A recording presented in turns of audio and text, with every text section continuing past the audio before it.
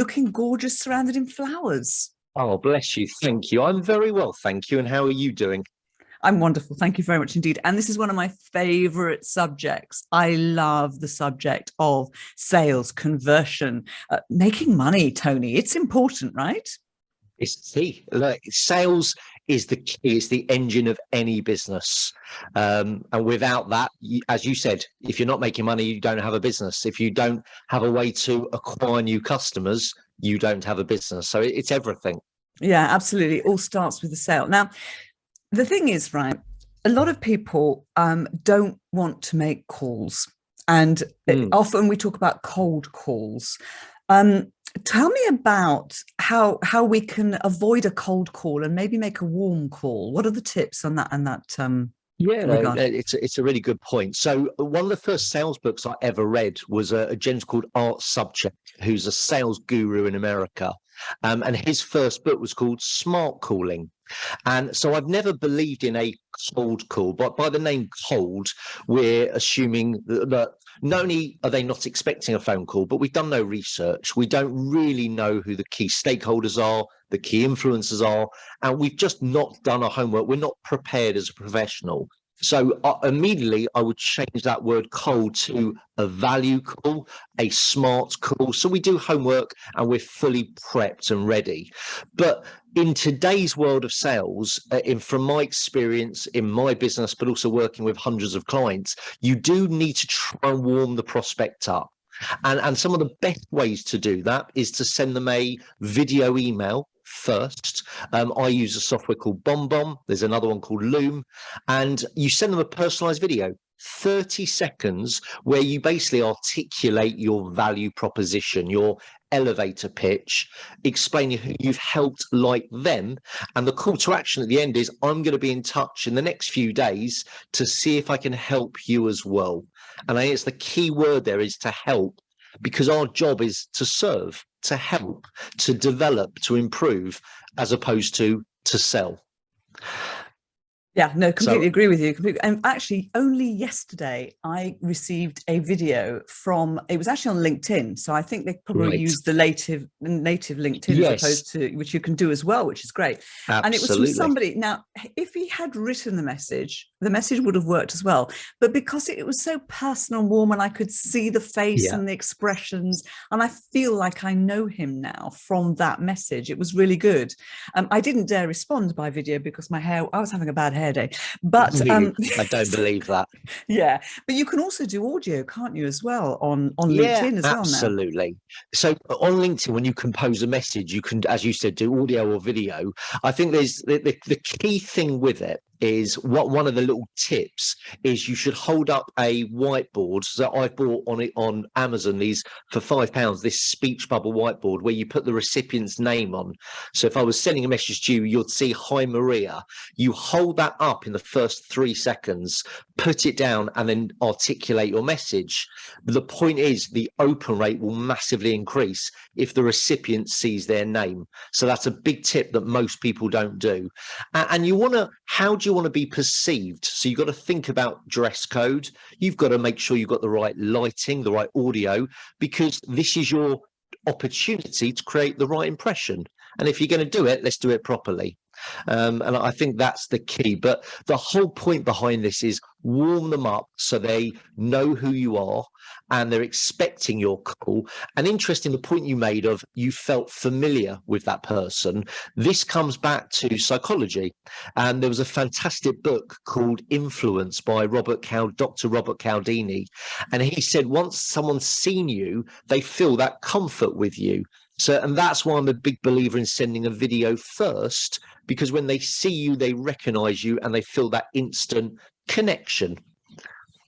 I've got his book actually on my shelf. It's a brilliant book. Great book. Fantastic. Okay, so give me some tips then. What should you say in your first 30 seconds when you're calling somebody?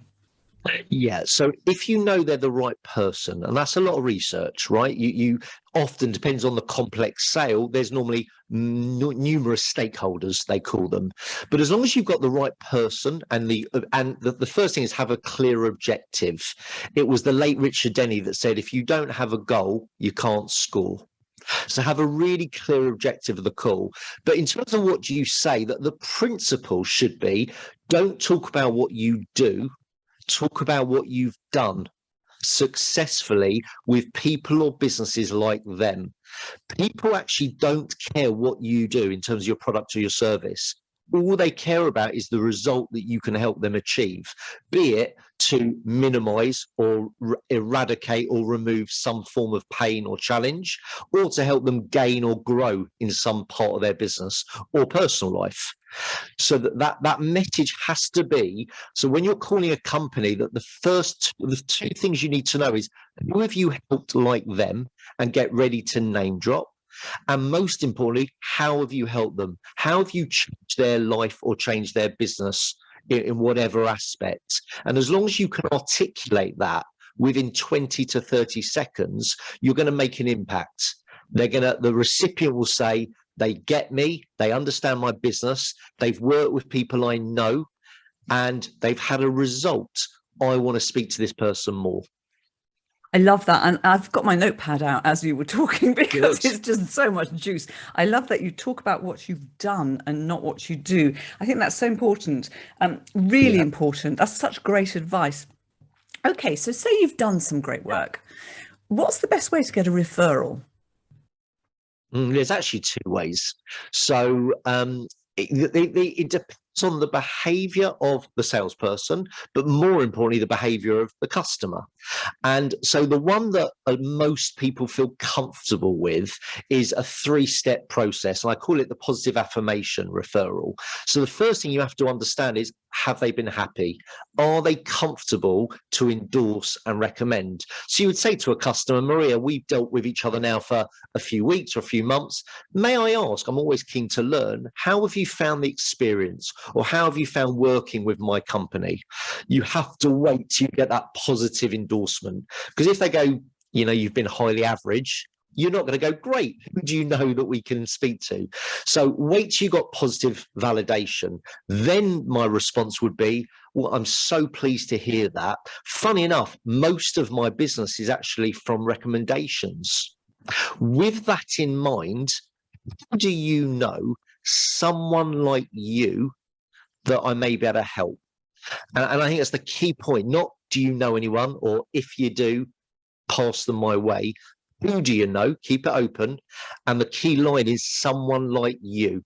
And they'll start to think about that. So that's one technique that most people are comfortable. The one that I use, and you've got to be able to get away with this. It depends on your persona, and it does depend on the persona of the customer. But I often say to them, when I've done a good job, say, imagine we swap jobs. So tomorrow you run a sales training company, my company, TMI Training.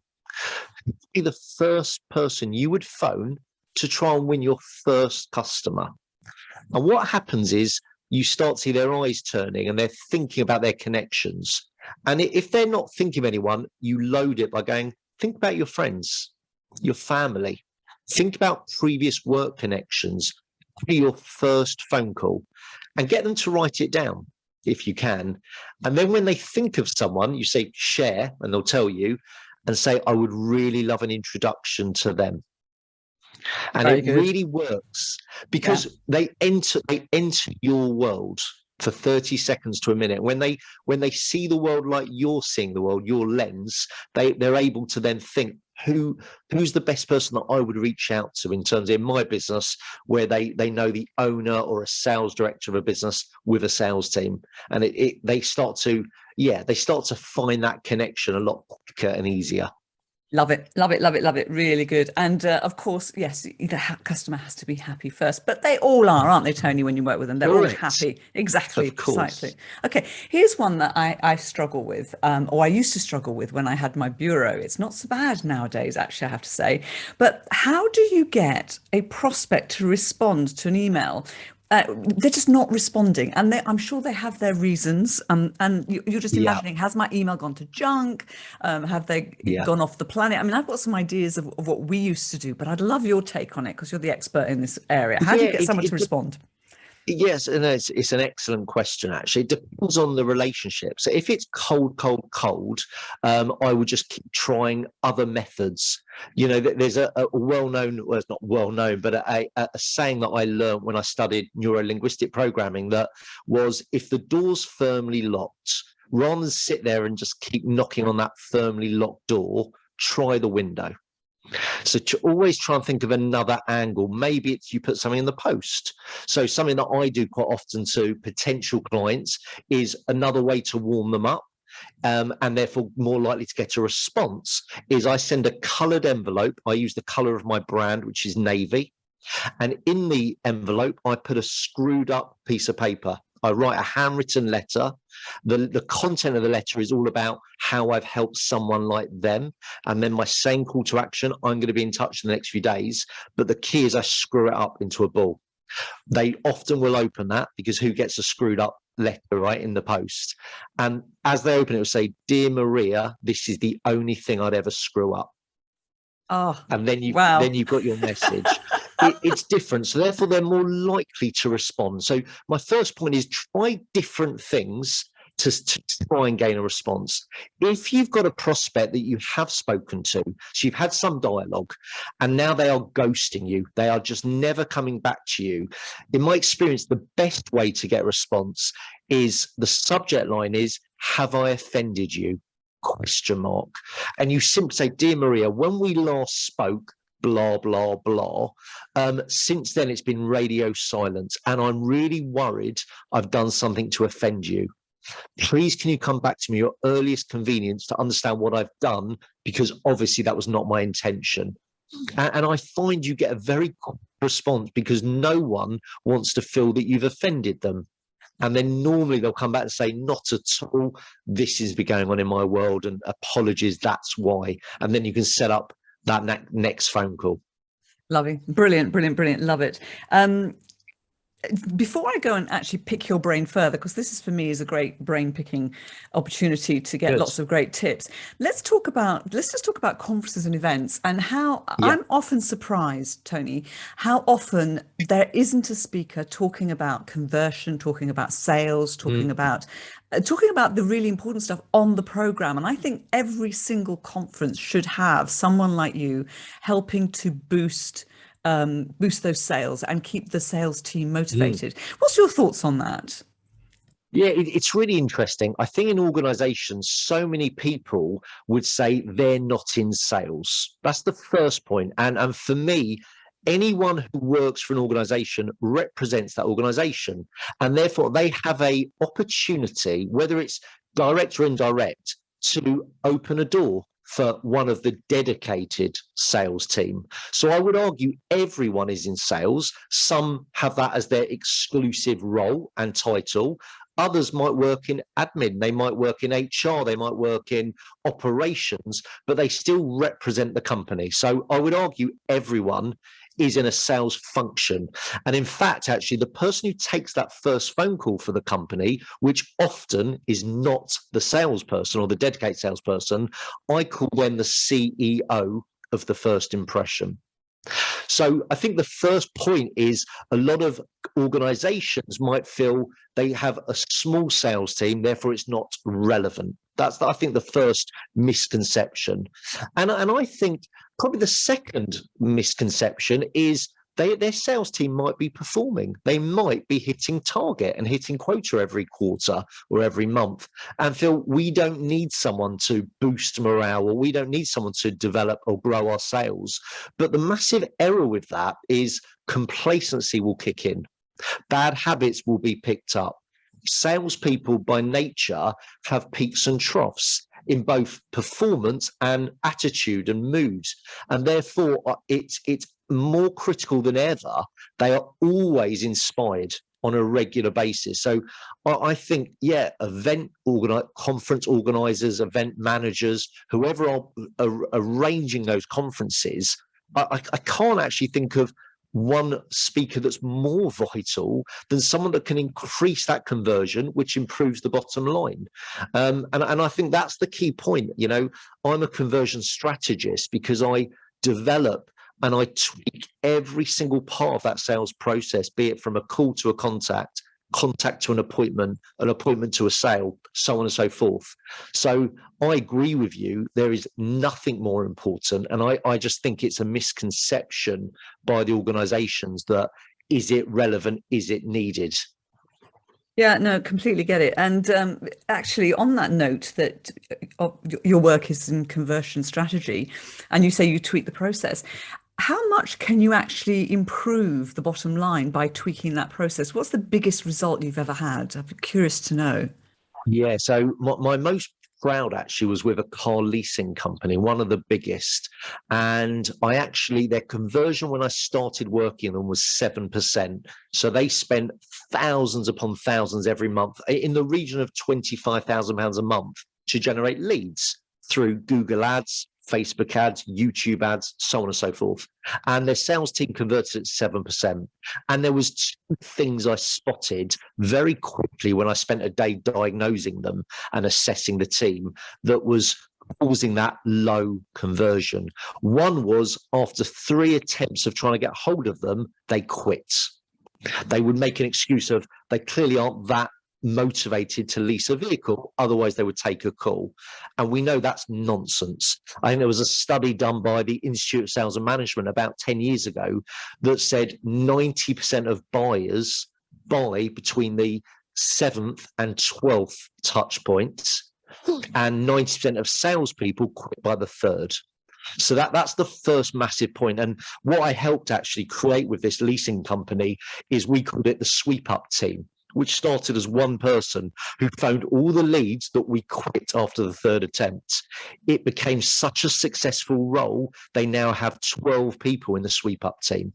Wow. So that was the first point. And the second point was just about how they were qualifying the opportunity. It was done really badly. The questions asked were dreadful. And I'll give you one example, Maria, of this. The company wanted to know, had the prospect received other quotes? And they'd often say, may I ask, have you had any other quotes? And the prospect would go, yeah, I have. Do you mind sharing what that was? And often they'll say, I'd rather not. I'd rather hear it from you. And they keep getting that reaction. And they said to me, Tony, we need that information, but no one will share it. And I said, they will. You're just asking for it the wrong way. And the question I created was, may I ask, Maria, what's the best option you've considered so far? And that question changed the response massively. So now they knew what they were quoting against, because in the prospect's mind, it was the best one they've seen so far, right? So just by changing some of the questions, some of the statements they made, their qualification, we actually got their conversion to 22%. I was going to ask you, what did you achieve? So from 7 to 22%. Wow. Over tripled it. And that was done in about 12 weeks, which is my biggest success. And in terms of, the client wouldn't share their bottom line. They didn't want to share that with me, but I knew the conversion. But, it wouldn't take a rocket scientist to work out the bottom line would have massively increased, because it's a compound effect. So it would have actually been a game changer for their business. Love that. Love that. Brilliant. Well done. So that's the power of increasing your conversion rate and just looking at the process and making little tweaks and seeing where things are going wrong. That question's good. Asking the right question to get the right information. It's such a good question. Okay, talking of questions then, as we sort of opening up, and we're having to go back to that dreadful thing of networking again, which some of us love and some of us hate. So let's imagine we're at a networking event. What are the 3 best questions you would ask?